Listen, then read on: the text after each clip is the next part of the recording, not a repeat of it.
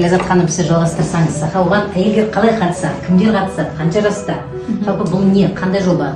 Осы орталықтың 30 жылдық тойының қарсаңында осындай 10 жанұяға осындай тегін жолдама клиниканың атынан берілгелі отыр. Бұл халық үшін жалпы үлкен көмек деп ойлаймын, себебі бағасын білесіздер, қазір эко программасы қанша тұратынын. Сондықтан да біз сізбен 5 сәуірде Астана қаласына бара жатырмыз.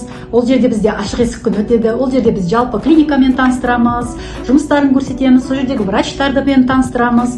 Және осы жобаға қатысқысы келген пациенттер врачтарға жазылып, келіп, жалпы эко туралы бағдарлама береміз. Сол бір күнге 5 сәуір күні Гүлмира ханым екеуміз Астана қаласына бара жатырмыз.